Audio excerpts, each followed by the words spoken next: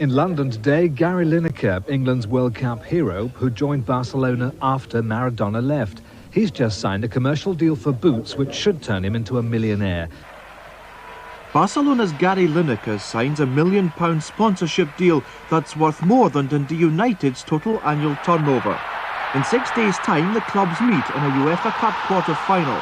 The task facing United highlights their continuing struggle against the odds.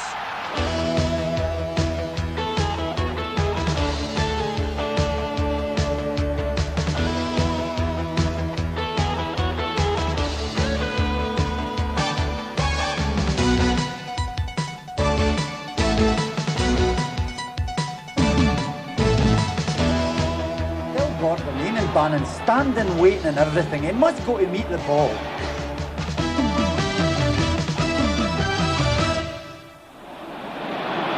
There's no way that Dundee United will ever be a Barcelona, a Rangers or a Celtic. And we are a small club. Look at the stadium, look at the resources.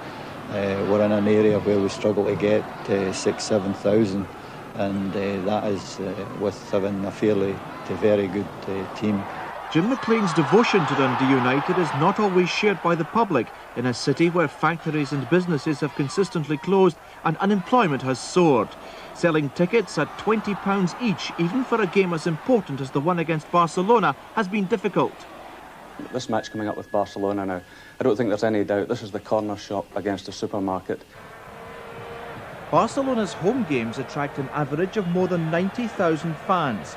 The club has 4 foreign players whose total transfer fees top the £7 million mark. The most Dundee United have ever paid for a player is £165,000. Their annual wages bill is less than £500,000. Barcelona manager Terry Venable's contract is estimated to be worth 10 times that amount. It's more difficult here because everything's out of proportion. There's 120,000 people for the games. There's 18 directors instead of 8 or 9. There's 200 players instead of 26. They pay millions of pounds for players where in other countries they don't pay quite so much.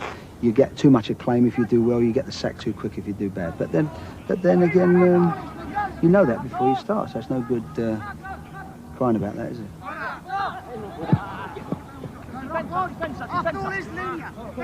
Barcelona's Nou Camp Stadium has a capacity of 120,000, 6 times bigger than Tannadice. In this vast complex are a chapel for the players, an ice rink and a second stadium which is also larger than Tannadice. The Barcelona Trophy Room houses the glittering prizes of years as Spain's wealthiest and most powerful club.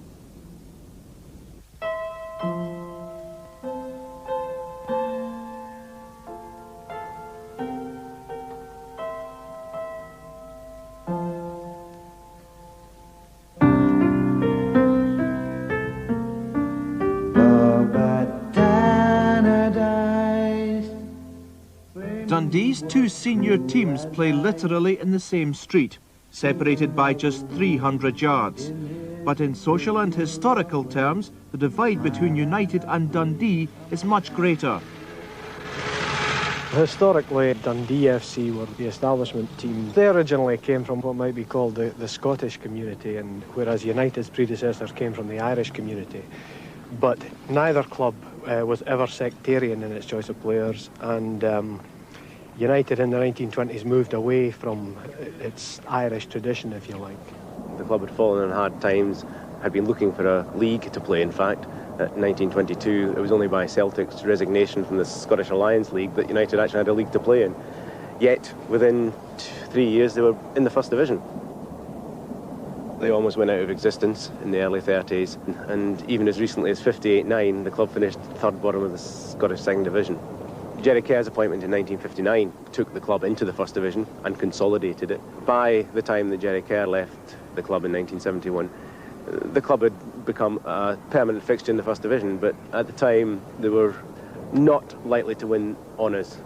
I've always been a supporter of underdogs, and at that time that certainly was the case, but more practically, I was very small when I was young, and I could see at Tannadice because there was less people attended the games. In the old days, just before they built the new stand, I think there was one communal bath, just an ordinary household bath in each dressing room. And Rangers refused to change it, Tannadice, and horror of horrors, they elected to change it Dens Park. And they came down the road and we promptly beat them and sent them back home. The old wooden stand was incredible. If you dropped anything, that was it lost. And I remember an old guy from Arbroath, he said to me once that he never went in the stand at Tannadice because every time the ball hit the roof, you got covered in forky tailies. In 1956, Dundee United were in the second division, not doing very well, and the ground was in a really dilapidated condition, and they were in urgent need of some finance in order to continue. So one suggestion made was that we should start up a pool similar to clubs in England. There was one or two running at the time, but none in Scotland. The pool just took off. It exceeded all our expectations. Hello, Gladys, how are you? Oh, fine. And how is Mrs. Tom doing? Well, she's In getting 1984, we reached a milestone of £1 million donations to the football club. Between ground improvements and player improvements, Taypools was really a saviour to us. But also transfer fees were as well. Ron Yeats was transferred to Liverpool, and out of the proceeds of that we built the stand and the offices, dressing rooms, etc. we have now. Raymond Stewart was transferred to West Ham. Part of his transfer fee paid for roofing the ground opposite the stand. We're very close as directors, and we're also very friendly with the players, and we try to do our best for them and their families. Good morning, gentlemen. The first thing we've got to discuss this morning is the sale of tickets to voucher holders after the game tomorrow, because at the same time we'll probably have to sell our allocation of tickets for the match against Brecon next Saturday. Anybody any comments to make on that? It'll just have to be first come, first served. What do you think of that, Joe? Yes, that's excellent. You, Harry? We're holding some back for the season ticket holders. We'd probably keep some back for season ticket holders, but you don't know how many to keep back, that's the trouble. There'll be a lot of people that come into the Barcelona game that don't watch us every game. No, that's why it's essential we sell them tomorrow, though, because the United supporters will be the people that get them. We've hardly been able to make a great impact in our attendances over the last few years, even though the club has been successful. You have another Premier League club just across the road, and you've got a lot of other clubs in the county. Brecon, Montrose, Arbroath, Forfar. You've got St Johnstone up in Perth. You've got the Fife teams. Not like Aberdeen, we don't have a great deal of surrounding countryside to draw upon. The only one who's got a problem is Anne trying to sell them. Trying not to sell them. As long as it doesn't charge £10 for the Brecon ticket. How do you manage to compete at the highest level then with such a small financial base, do you think? Oh, it's so simple, Jim McLean. Come on, shout aggressively, don't whisper. It was a magnificent club, but it was lying dormant. By that I mean the atmosphere among the players was tremendous, but unfortunately they had mainly older players here at the time. Also their fitness level was not nearly as good as I would hope for a club of the standard of Dundee United. Well, we're standing still on the sides, you're better on the move. Jim was a new breeder manager at the time. He had a tracksuit and he was in among players taking training and different things like that. And he made an immediate impression with his knowledge of the game and his forthright views. And he let everybody know right away exactly how he was wanting things carried out. Walter Smith played for 10 years under Jim McLean before becoming his assistant manager. That association with United was broken only last April when he went to Rangers. Due to his work with younger players and scouting in the early part of his career there, he did bring a good stand, a really good standard of young player into Dundee United, and these players have been there over the period that Dundee United have been particularly successful. And the amount of talent that we were fortunate enough to get coming through here, in particular Andy Grays, David Neary, Paul Sturrock, Raymond Stewart, David Dodds. The first few years it was very good for us getting the amount of quality players in. I was a youngster when I first went there from school, and I learned quite a lot at Dundee United. They gave the youngsters a chance. and that's the reason I went to Dundee United. Rangers turned down Richard Gough when he came from...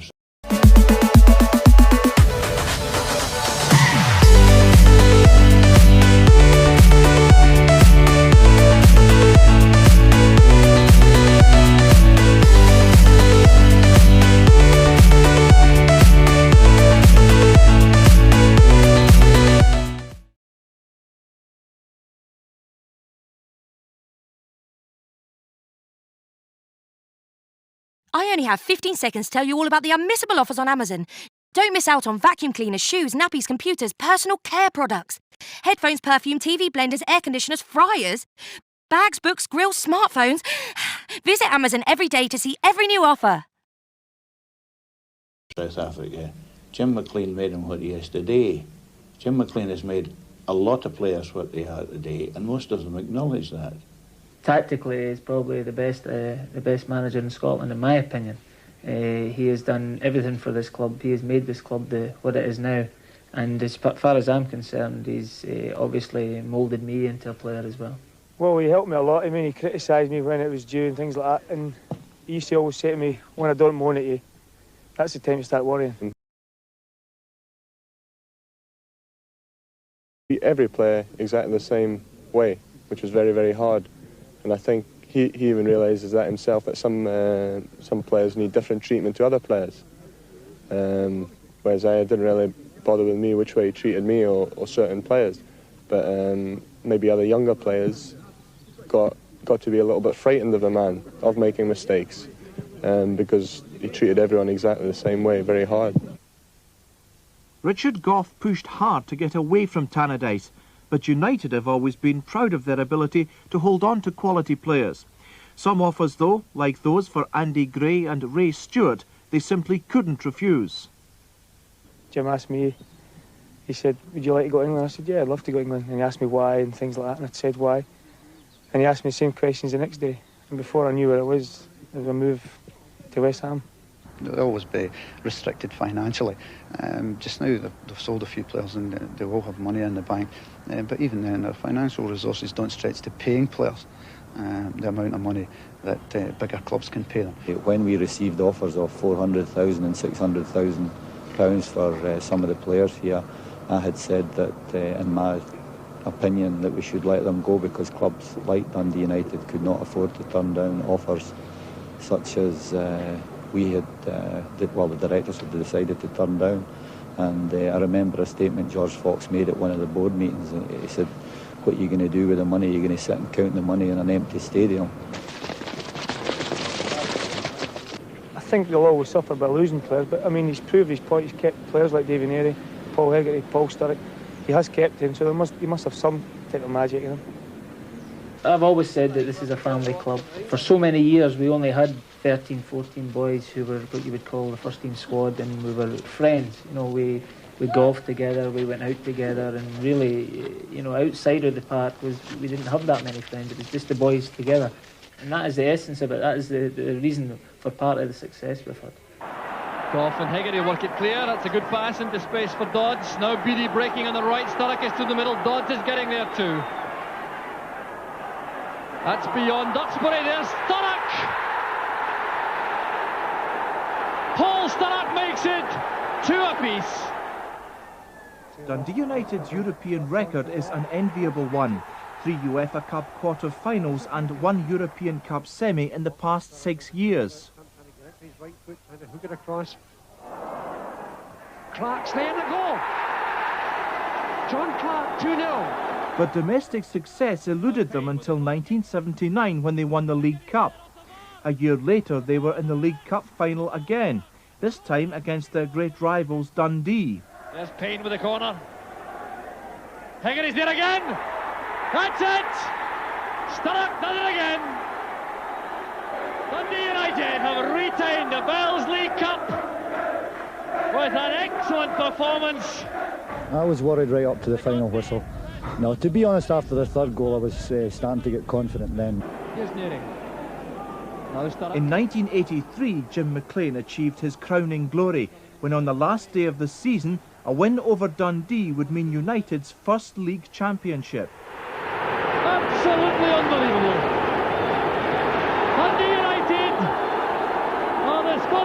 champions. There's the man who created it all. 13 years at Tannadice. Jim McLean departs. Still doesn't manage a smile. I think we all enjoyed it a bit more than Jim did. It was a wonderful occasion. It happened just down the road at Dens Park. And he was embarrassed when the players lifted him on their shoulder after the game. He looked genuinely embarrassed. He lost his voice for a while. And I walked down Tannadice Street with him after the game, just the two of us. Place was deserted. And he stopped in his tracks and turned and said, "It's a disgrace we've won this championship. We only have 12 players." I would like to be different. I'd like to have far more personality than I've got, but maybe the football side of it, I may have someone in the football side of it, so we can't have everything. And I think that the success we've had here at Tannadice, then God's gifted me with a wee bit of something, although it's by far from perfect. Out to Goff. The highlight of United's European career was in 1984, when one of the richest teams in Europe, Roma, came to Tannadice for a Champions Cup semi-final. Almost unbelievably, United won that first leg 2-0. Since then they've looked by far the better side. Looking for a second goal. There it goes, it's a goal! But in Italy, the story could not have been more different. Well, that's a great effort. Now, move. Oh, dear, oh, dear. And there is Conte. Oh, that's a goal. Well, people say that we bottled it and, you know, we froze on the day and everything else. And I would say there was an aspect of that. You know, there was a big hostile crowd. The manager of their team had put things in the papers that our manager had said to try and rile the crowd and rile his own players. But in my opinion in the day is that there was 9 or 10 of us who just had what you would call the proverbial stinker. I never particularly look on it as a defeat. It was a great thing for Dundee United to get there. Everybody was disappointed that they didn't get to the final, but it was a marvellous achievement on behalf of everybody at the club at the time to be in the semi-final of the European Cup. But for fans like Donny Cooks, the memories of Roma remain bitter. We've all had to live with the experience of the second leg at Roma, and I think the players obviously were as disappointed as anybody. I think if there was just a wee bit more, if you like, arrogance, Aberdeen have it, and there's no reason why we should feel inferior to Aberdeen, and they've won a European tournament. I don't see why United can't have this self-belief and go on to do it. He's going to keep Stir up for the Barcelona game. Play him a couple of games, and then they'll rest him until it's time. Paul Stir up. You signed these.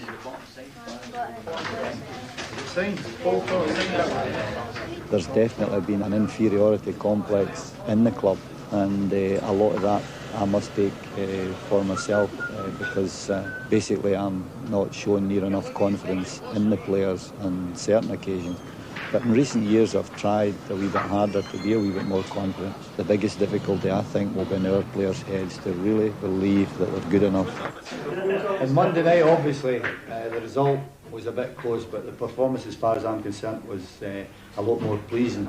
But obviously we've got to build on that today, and it's absolutely essential that everybody is concentrating on what they're good at and do exactly what they're good at.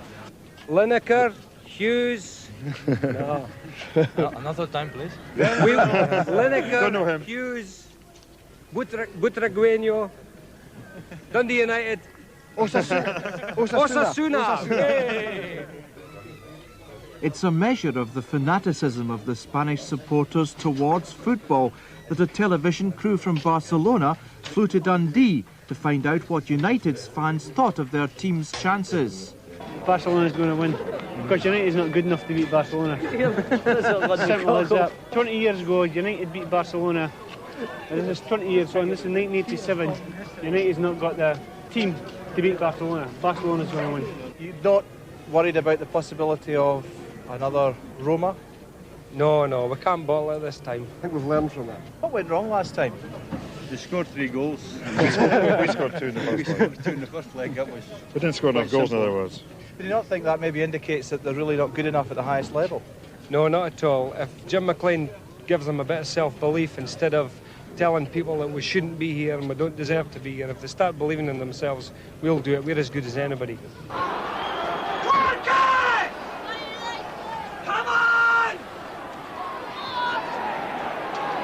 Gallagher's got to stay up in the defender.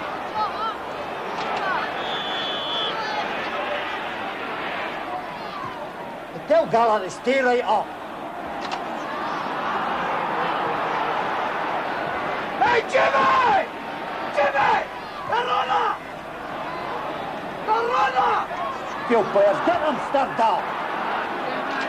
I had to get away from the dugout because I felt I was getting far too involved, and the SFA actually were quite interested that I get away from it as well. So to save me a few trips out of the referees meeting each year, I decided I was better sitting further away from the game. But more importantly, it does allow me to see and have a better view of the proceedings and what's happening out in the field.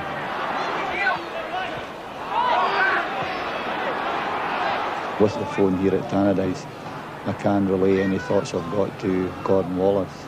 Sometimes it's red hot on the phone, but there's no real problem. Gordon knows exactly what we're expressing, and he is able to relate to the players on the field. Get Gordon to tell Fergie to keep playing in the inside right position. Yes, I'll definitely leave here, but I'll probably be in a box. If I go into the dugout, it most certainly would be in a box.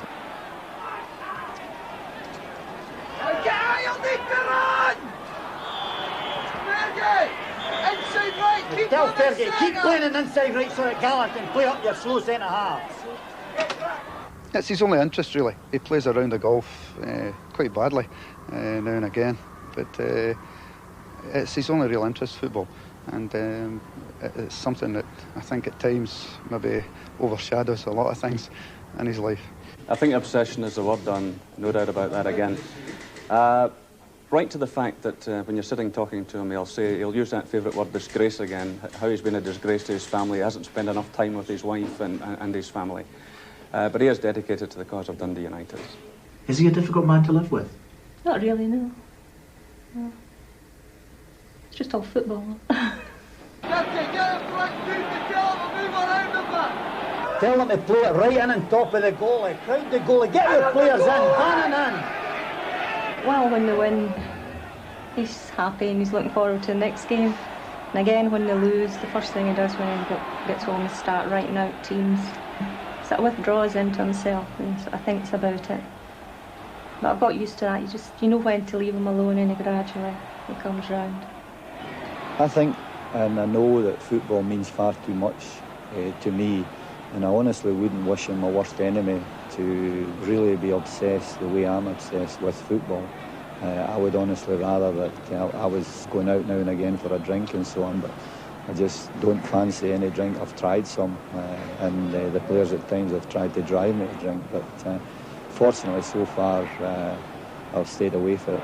Tell Gordon Bannon is having an absolute nightmare. He must get him stirred up. Get the subs out loose now. Come on, get Redford and Bannon stirred up. What do you think, Redford or Bannon? Come on, get Bannon off.